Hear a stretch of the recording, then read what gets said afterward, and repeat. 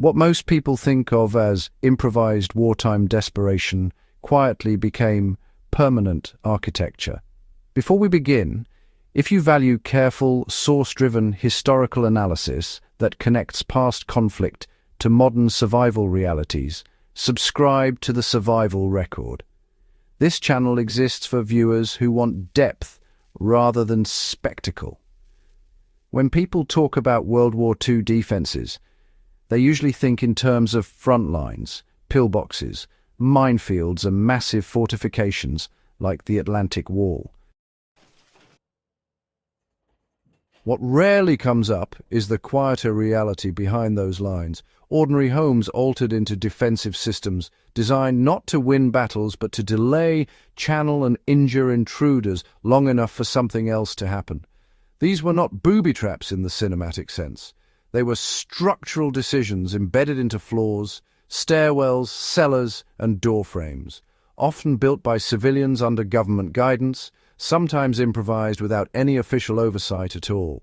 The overlooked consequence is this: many of these traps never triggered during the war, but they were never removed either. Some were forgotten entirely, others became normalized features of buildings that still stand today, and a few quietly, unintentionally, continue to work exactly as designed.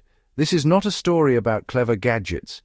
It is about fear translated into carpentry, and how wartime thinking reshaped domestic space in ways that outlived the conflict itself.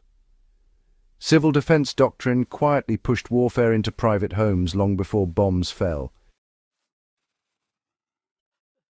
By 1940, much of Europe accepted that future invasions would not respect a clear boundary between civilian and military space. Governments understood that occupation forces would rely on commandeered housing, while resistance networks would operate from within neighborhoods. In Britain, the Home Guard distributed manuals that emphasized denial rather than engagement. Civilians were not expected to defeat enemy troops, but to slow them, confuse them, or make houses costly to enter. Similar thinking appeared in occupied France, Norway, Poland, and later parts of the Soviet Union. A locked door was no longer considered sufficient. The structure itself became part of the defense. These decisions reflected a grim realism. Civilians knew they would not always be present when intruders arrived. Traps had to function unattended. That requirement shaped everything that followed. Simple architectural choices often mattered more than explosives or weapons. Contrary to popular belief, most home traps did not involve explosives. They relied on gravity, leverage, misdirection, and constrained movement. Staircases were the most common focus. In many older European homes, stair treads were already steep and narrow. Wartime modifications took advantage of this by weakening specific steps, replacing solid risers with hinged boards or concealing voids beneath landings. In some cases, these modifications were meant to collapse under the weight of multiple armed men moving quickly. A single resident moving cautiously could avoid triggering them. This was not accidental. Builders understood the difference between everyday movement and tactical entry. Doorways were another focal point. False thresholds were installed that concealed shallow pits, often reinforced with broken masonry or scrap metal. These were not intended to kill. They were intended to immobilize a person in the doorway, blocking others behind them.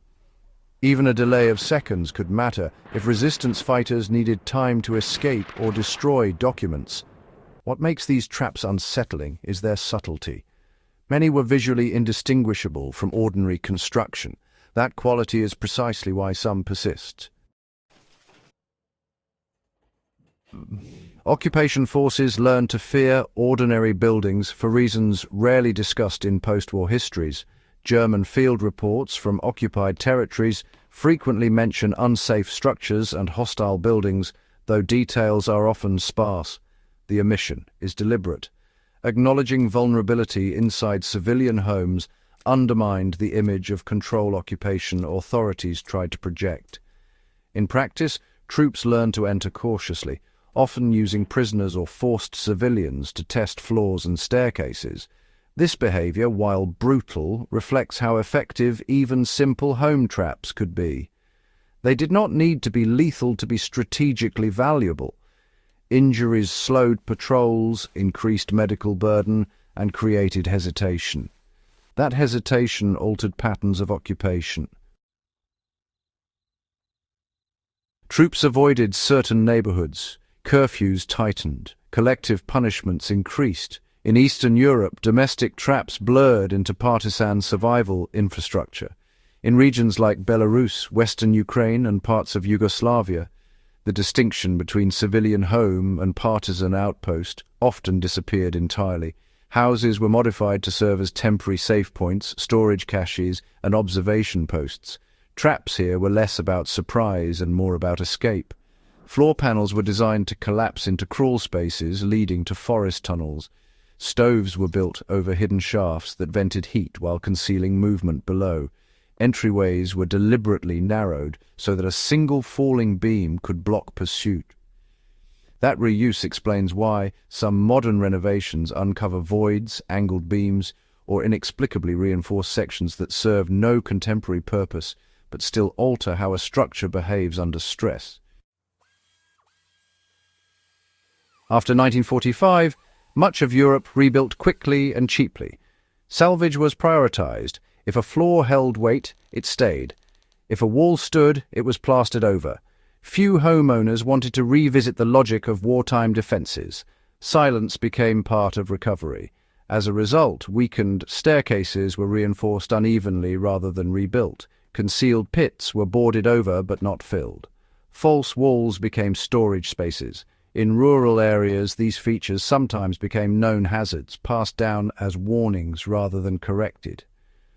Over decades, stories faded while structures remained.